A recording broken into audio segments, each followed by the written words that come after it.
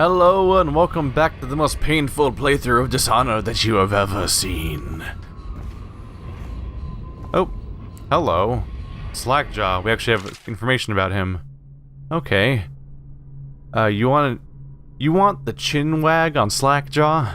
What he was like when he was young before he got his name? Oh, he's got a cool head now, but it weren't always like that in the days before he was boss of the Bottle Street gang. Time was, young Slackjaw wasn't such a reasonable man.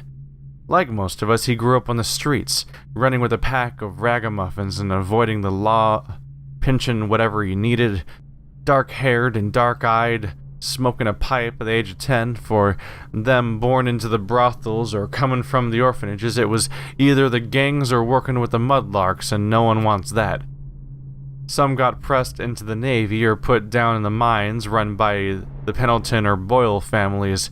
As hard as it was in the streets, as hungry as we all got, at least we was free. By the time we weren't little uns anymore, Slackjaw was one to watch, usually calling the shots when we took down a farmer's cart or sidewalk street vendor. He'd come up with a plan, give everyone some part to play, and decide on the split. Most of us just went along because we learned fast that we made out better like that. More food, more coin, plus none of us wanted to deal with Slackjaw when he got in a rage. We worked on a couple of big jobs with Black Sally across town, and that was enough to get the attention of the other bosses. He wasn't just a street kid anymore, he was an up-and-comer, which meant trouble. Another guy who fancied himself as such was Mike the Fish, who was working his way and running the protection racket among the factory women. One fine evening, we're all taking in a bawdy show at the theater house. Mike the Fish and his lot are in the cheap seats too, just down the aisle from us. Mike gets a wild idea. He wasn't big on planning, and throws us a heavy ceramic spittoon at Slackjaw. Hits him square in the face and breaks his jaw. We look to see if there's going to be a blood brawl, but Slackjaw just points at the door and we all leave, and Mike laughing at our backs. Waking up the next day without telling us why, Slackjaw motions for us all to follow. He still can't say a word, so we just come along. We stop at the docks and Slackjaw pays coin for it. A heavy chain covered in hooks. It's for fishing in the deep. Something he'd attached to a long line off the side of a ship. It's about 4 feet, made of thick links, and there's a shark hooks coming off it at different angles. Slackjaw's got the thing wrapped around his left arm, dangling at his side. Not sure how he knew where Mike the Fish was staying, but when we reach the girl's house, Slackjaw throws a bottle through the window just like that. It's almost noon. There's a bunch of screaming inside, and Mike pokes his head out, looking wide-eyed and baffled. When he sees Slackjaw on the street, a look comes over his face that still gives me the willies. Pure murder. Mike comes out the side door bellowing like a bloodocks, holding a cleaver, heading straight for Slackjaw. When they come together in the street, Slackjaw spins and the shark hook bites deep into Mike's arm and shoulder. He screams, but Slackjaw holds onto the chain. He's standing there with his jaw broken, clenched tight, with the chain wrapped around his left arm, hooks sunk into Mike the Fish, just knifing him as fast as he can. Mike couldn't fight very well hooked like that and using his left hand, but he was a big guy and it took a lot of stabbing before he went to his knees. Everyone was cheering at first, but then we all went quiet. It just kept going and going until finally it was just Mike the Fish blubbering, crying like a baby, and the sound of Slackjaw's knife. When it was over, and here's the brilliant part, Slackjaw took out a note and stuck it to Mike's face with a nail. It just said, "If you want a job, come to Bottle Street." Slackjaw didn't talk right for a couple months, but his words spread fast.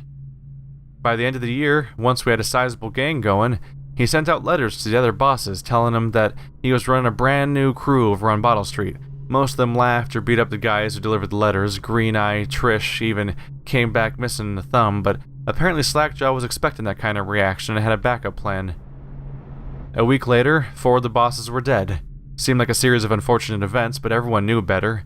One shot dead by the watch while standing in the middle of a meat market, others slipping and falling in the water out cold. One of the older bosses found in bed with his belly opened wide and a Tivian pear stuffed into his mouth. Still not sure what that meant. And Sheila Barnsworth was found bubbling in a cauldron of hot wax. Slackjaw sent out another set of letters, offers to the underbosses, telling them they'd be treated fair as peers. Even sent Green-Eye Trish one of the letters. All of the underbosses accepted. After spilling the guts of his main competition, Slackjaw went for stabilizing his business.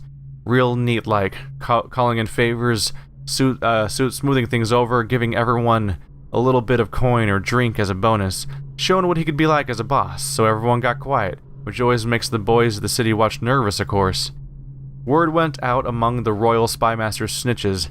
The responsible citizens group, they called themselves, telling everyone working in a shop or sweeping off the front steps of their homes to keep watchful eyes for Slackjaw and his men, trying to suss out what they were up to and what had just happened. But Slackjaw ain't stupid.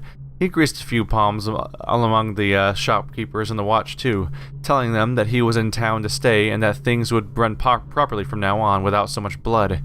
He was finally a real boss, ready to settle into the business of moving whiskey, running the hound fights, and offering up ladies and gentlemen of the night, if you take my meaning. Then the plague came. At first it was a good thing. A few people got sick and everyone wanted to buy those potions from Sokolov or Piero.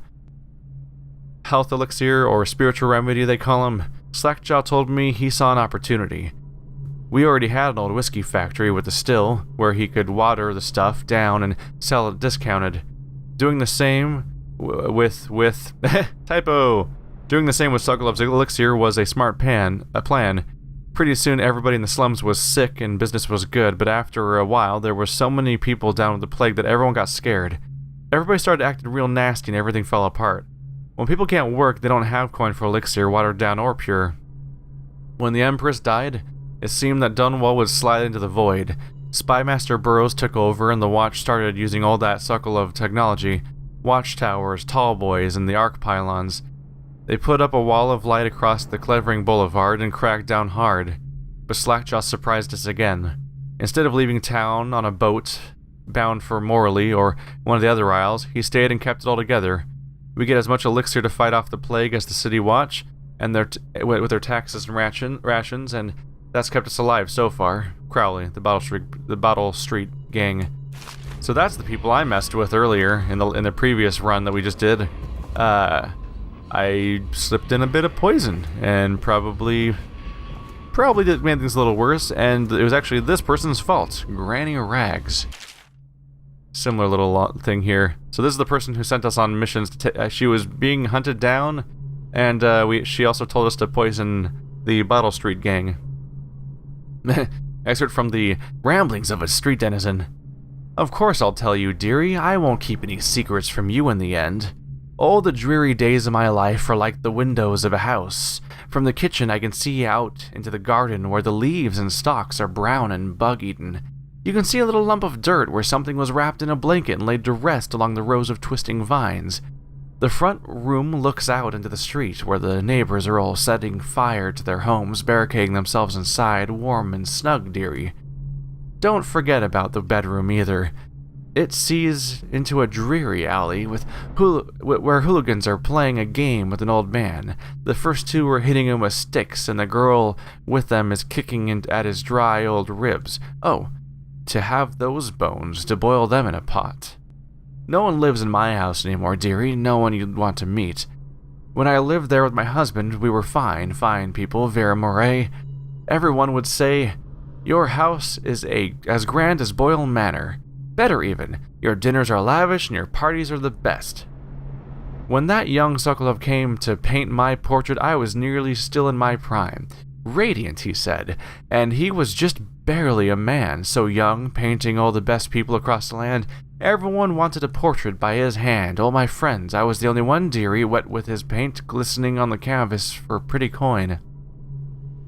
But it wasn't all parties and paintings. My husband and I weren't always home, no. We traveled together, he and I, to the far ends of the Isles, beyond even, all the way to the red cliffs of Pandacia, to dig in the rock and crawl through the caves, holding up candles and squinting at the walls. Many precious things we came upon, but none so precious as the boy with the black eyes, dearie, all those marks and bones, carved so deep and polished so bright. I brought the bones home, the old bones, hid them from my dear husband, then I learned to boil them and carve them myself. They made such good presents, dearie. The little mute boy took them home. He loved them so. All the time he came back for new bones for me, holding them up so I could see it in his eyes, even though his tongue was still.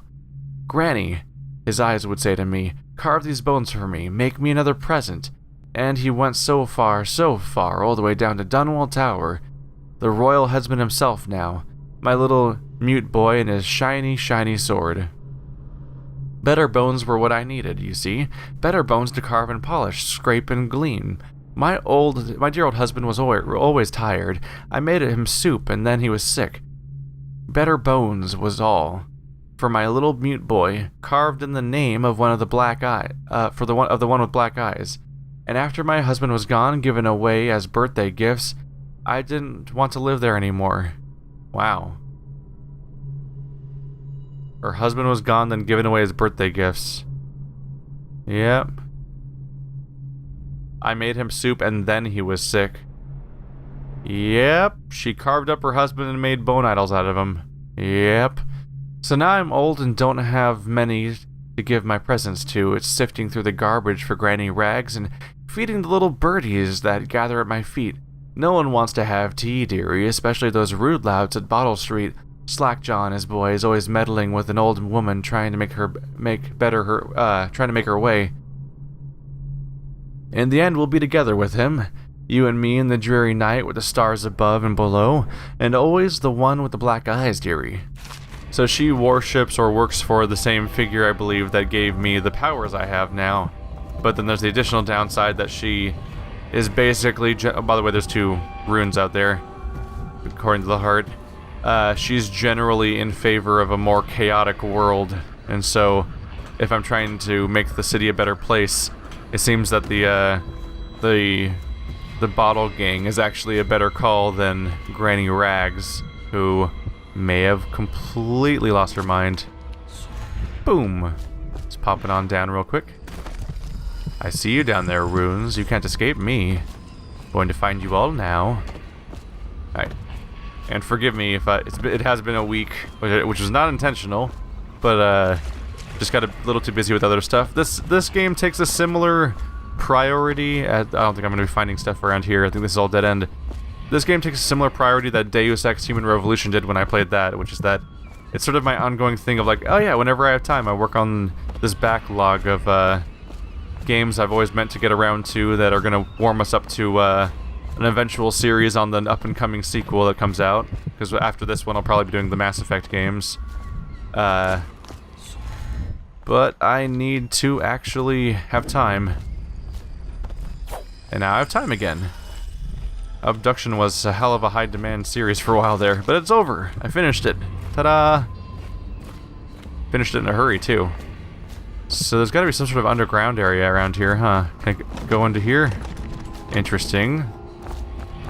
Interesting. I don't know, maybe I should meet with the Admiral? We might even gain access to a new area for all I know. To report treasonous speech and actions. The state depends on you. Treasonous actions. Sure, why not? Oh, Admiral, where are you hiding out, sir? No, that's not the way to get to him at all, is it? So this is actually like my glimpse of what the rest of the city looks like around us, because just past that wall seems to be the actual regular city, and not part of this whole hideout we've got here. Hey there. No one's gonna acknowledge my heart? Hello, Corvo. I expect Martin will be joining us shortly. I hate to start your day with such a strange matter, but the servants heard something last night, moving through the storm drains beneath the building. Most likely a weeper, the poor bastard. There's no hope for them once the plague gets that far along. Nothing more than a shuffling corpse full of sickness and insects, if you ask me. I'd appreciate you investigating, just to be sure it's not a nosy guardsman that's getting too close. Here's a key to the hatches. I'd send a servant down there, but they'd die of fear on the spot, I'm afraid. Maybe Piero can concoct some sort of sleep poison for your crossbow if you want to go that route.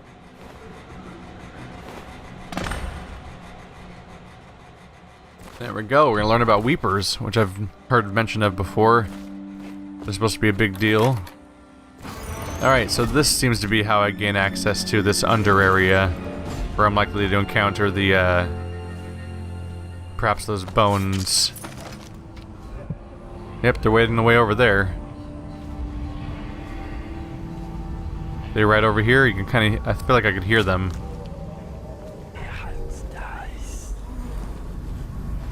No hints yet? Keep an eye out then. Oops. Mixed up my buttons for a second there. Oh, what do? Are you you're a shortcut, aren't you?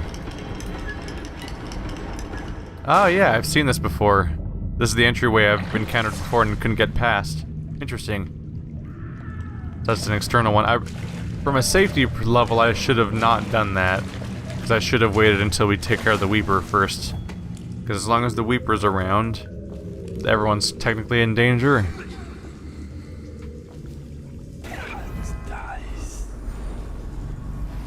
Alright. We got the key to this one too. There's a few items I can grab around here. Don't seem to be in danger yet. That goes up somewhere. Alright, paths all over the place. Oh, not much. I see you, whale oil. You're not escaping me. So I was misinterpreting something before and someone pointed this out because they're like, why do you keep canceling your vision? In most games I've played, when you have like a toggleable vision that uses your energy, generally the longer you have it on, the more energy you lose, which is pretty intuitive and straightforward. But yeah, in this game, apparently you just turn it on, and the act of turning it on uses energy, but that's it, seemingly. Alright, so I'm right back in the bar again. This path wasn't a big deal. Alright. I wonder if Weepers don't know how to climb up chains or something. Just thinking of how this could possibly be safe to have this hanging down into here. I guess this door was locked.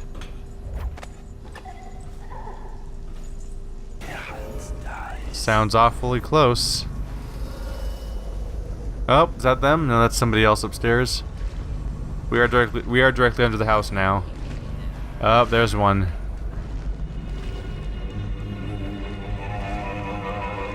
He claimed there was no saving them.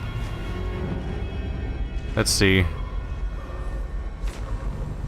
Have I suddenly forgot? Okay, there we go.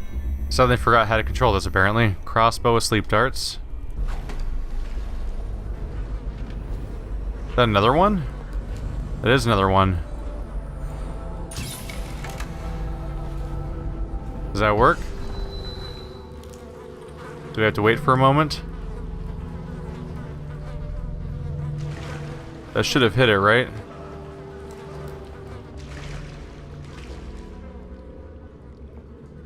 Taking a look around. So there's more than one of them down here, apparently.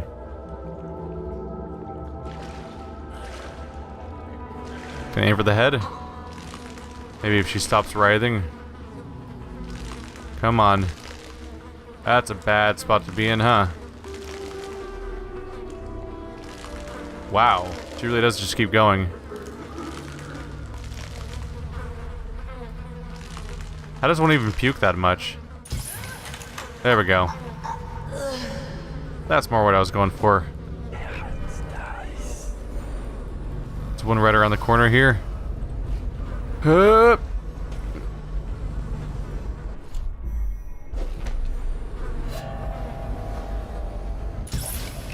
There we go.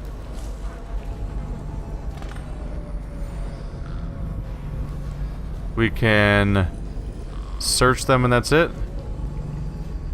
Sounds like I can leave them for later. Whoa, sounds. What's doing that? Is it in here? Oh, yeah, it's the rune. There we go. Got ourselves a rune. Now we have... Where's my total? Oh, we have 3. There we go. I'm sorry, but I won't leave here for the next meeting, or ever again for that matter. What happened here was unnatural and makes me sick to recall. I left the rest of our laborers here to keep you for you to keep, but I expect that the rats will consume it before you return. Goodbye. Oh, the result of our laborers is what he said, not the rest of our laborers. They left the result of their labors here. What'd they do? Oh, the other one's just down in the water. Is there a danger here? Just a kind of hidden rune. So now I've got 4 runes. I already maxed out my blink. I gotta make up my mind about what I want to do here. Knockback could be fun. Swarm could be fun. Shadow kill makes people turn to ash. Agility, jump height increased and falling damage reduced. Also very nice. General speed increases would be good. Melee fatalities health increased would be good for not dying. Oh yeah, dark vision level 2. Let's see. You can see their field of vision. That's all the normal stuff. Then see useful objects and security systems through walls. Yeah, let's grab that. Gotcha. And then I'll go for the agility boost too. I'm all about mobility.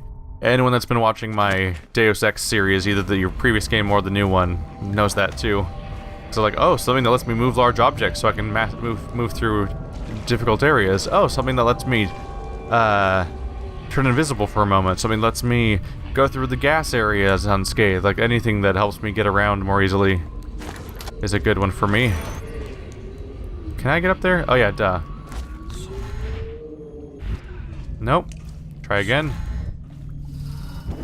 There we go. Gotcha. Hi. You guys moved. There's no more things in the area this time. Nope. They seem to come and go as they happen. Corvo, I trust you remember Martin, an overseer before, and perhaps again someday soon. I owe you thanks for my rescue. Indeed. You've given us a glimmer of hope, Corvo. Because we've gotten what we wanted from Campbell's journal. You've done it. We know where Emily Caldwin is being held. The Golden Cat, of all places. A bathhouse for aristocrats. Little better than a cursed brothel. But there's an unfortunate twist. It appears that Pendleton's own kinsmen stand in our way.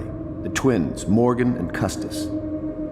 Not only are they controlling Emily, but they have the controlling parliamentary votes we so desperately need. Yes, the Pendletons have to die. But most importantly, Emily must be brought here safely so we can protect her until the Lord Regent and his entourage have been dealt with. Pendleton's waiting for you on the dock. He's asked to brief you personally. I think it's best. Alright then, Pendleton. Let's see what we can do, huh? I should probably revisit our local... I know the Golden There we go. Not as a patron, mind you. I designed some specialized devices for them. I kept the blueprints, if anyone is curious. Don't. I brought you tea as a courtesy to a colleague. I won't make that mistake in the future. I'm sorry, I only thought... Never mind what I thought. Thank you for the tea. I have to get back to the Admiral. He has news for me. Bye. Not doing well, are ya? Corvo, my friend, do you need ammunition or weaponry? Would you like me to craft something for you? New upgrade available. Mask Optics 2. What's that one gonna do for me? I'm all about the upgrades, sure. We need the first one first. Allows you to magnify your view, and this one lets you... Oh, more magnification. Not the biggest priority. Ooh. Capacities. Those could be a priority. Oh, bone charm capacity, totally. Let's grab that.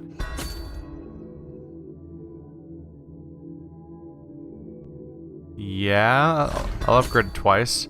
That just means I can activate more bone charms, which means I can activate more passive skills at once. Yay. Make your crossbow bolts travel farther, yes. Now if I do that sleep shot, I can help it actually land and not totally fail. Bolt capacity, let's increase that. I'll do that twice, sure. Bolt capacity seems like a bit of a priority. Think I might go for the accuracy too? Or do I want to look into purchases? Sleeping bolts. They don't really cost me much of anything. Oh. You sell runes? How many runes do you sell? That just the one? Okay. Good to know. I've got it now. Alright, can I even afford more upgrades? Accuracy. Yeah. Alright, we've bumped up our crossbow accuracy, crossbow range, crossbow speed, crossbow ammo capacity, and what else did we grab? We got more. We bought a rune, and we got ourselves some more bone idol capacity. That's successful, more or less. Alright, so I've got one rune waiting and lying in wait. Then bone charms. I've got a lot more room for you guys, huh? 7 out of 10. So sword swings faster. You win at sword fights better, sure. Looking for something really cool though. White rats can be consumed for mana. Maybe. If I can't find anything better. Better breathing capacity, moderate keyhole magnification. Breaking glass sounds moderately reduced. Drop assassination gives you some health. Swim speed increased slightly. I'll go for that. We don't have the best ones yet, do we? Alright, I'll reduce the... So now we can eat rats, we can swim faster, and breaking glass makes less noise. That's a start, at least.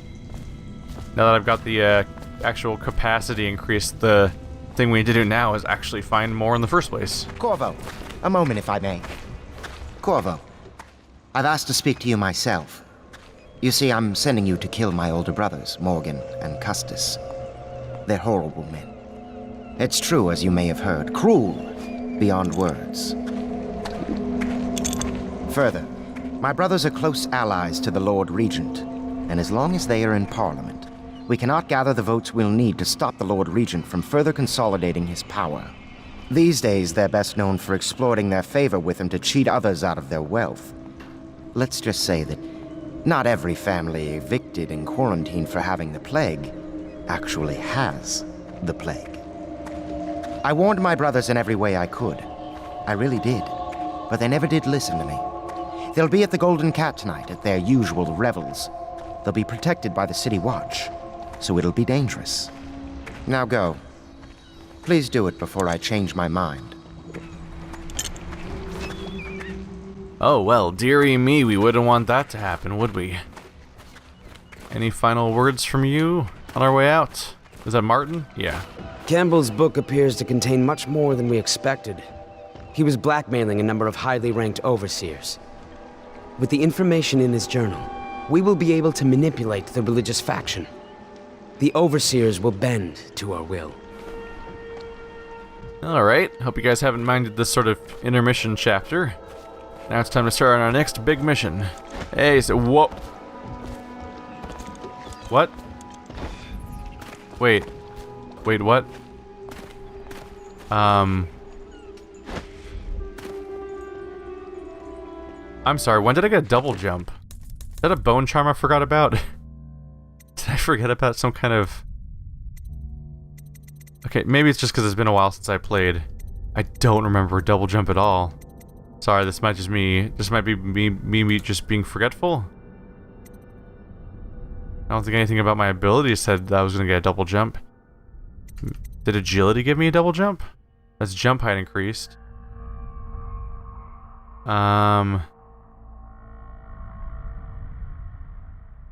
Interesting. Either way, that's hell of a mobility chance. They can be like, haha, boom, aha. Oh, there's like a cooldown to when you can use it though. In fact, I think I have to. Yeah, when do I get to use it?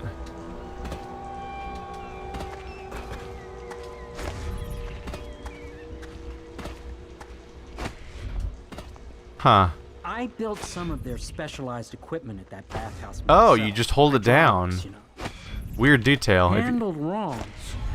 You don't double tap at a specific timing. You just hold it down and you go, aha, super jump. I don't know. This seems foreign to me. If I was supposed to know about it already, I think I just didn't know. He's got a workshop key. Hello. Should I just go through your stuff? Or that's just to key this whole place, huh? Who knows if it even helps me get anything special? Gets me up here. This is me getting distracted by the ability to sidetrack a bit. I was already on the roof, so this can't be that interesting. But you never know. There's also a chain here. We can't get through that. Boom. Blink is such a great way to get back down from stuff in this game. So can I open this? That also needed his key. And it also goes nowhere. He's rather unfazed by the fact that I'm suddenly opening parts of his house that I probably shouldn't be able to open. And now I'm eating his food. Super jump.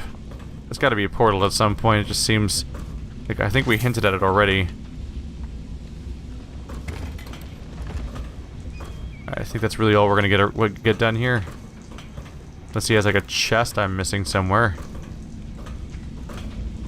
which could be useful. The Weeper. No, let's get out of here. Let's get going. Boom!